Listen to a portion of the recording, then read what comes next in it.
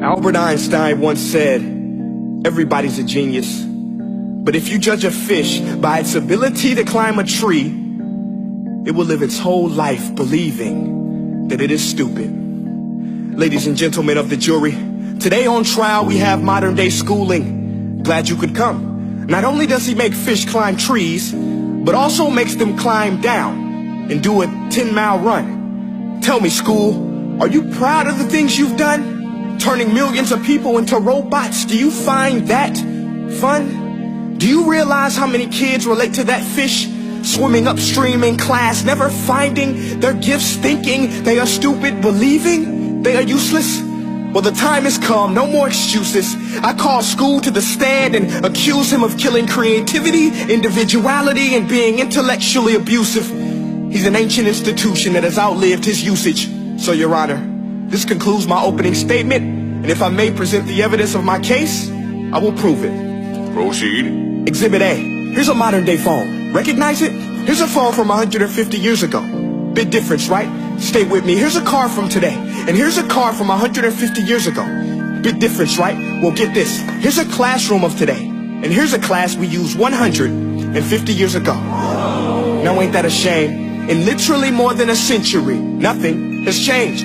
Yet you claim to prepare students for the future?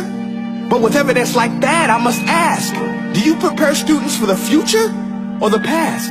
I did a background check on you and let the record show that you were made to train people to work in factories, which explains why you put students in straight rows, nice and neat, tell them sit still, raise your hand if you want to speak, give them a short break to eat, and for 8 hours a day tell them what to think. Oh, and make them compete to get an A letter which determines product quality, hence grade A of meat. I get it. Back then, times were different. We all have a past. I myself am no Gandhi. But today, we don't need to make robot zombies. The world has progressed. And now we need people who think creatively, innovatively, critically, independently, with the ability to connect. See, every scientist will tell you that no two brains are the same.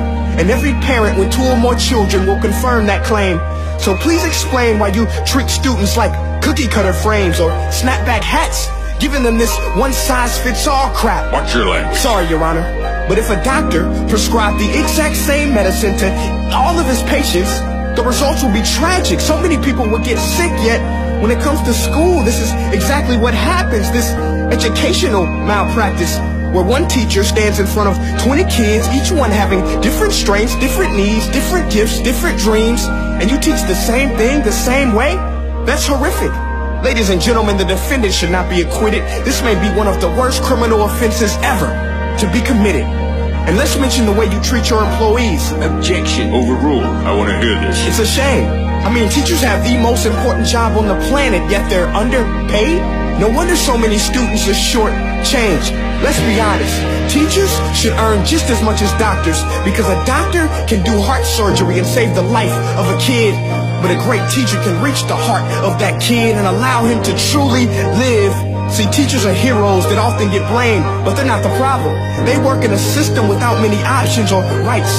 Curriculums are created by policymakers, most of which have never taught a day in their life.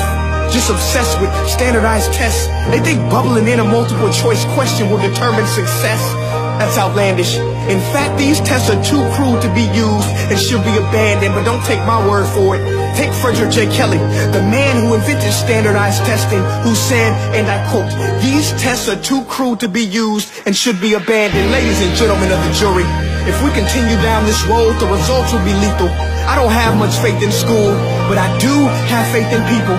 And if we can customize healthcare, cars, and Facebook pages, then it is our duty to do the same for education, to upgrade and change and do away with school spirit, because that's useless. Unless we're working to bring the spirit out of each and every student, that should be our task. No more Common Core. Instead, let's reach the core of every heart in every class. Sure, math is important, but no more than art or dance. Let's give every gift an equal chance. I know this sounds like a dream, but countries like Finland are doing impressive things. They have shorter school days.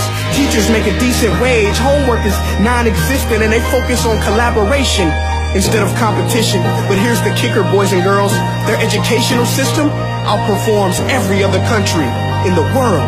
Other places like Singapore are succeeding rapidly. Schools like Montessori, programs like Khan Academy. There is no single solution, but let's get moving. Because while students may be 20% of our population, they are 100% of our future. So let's attend to their dreams, and there's no telling what we can achieve. This is a world in which I believe, a world where fish are no longer forced to climb trees. I'll rest my case.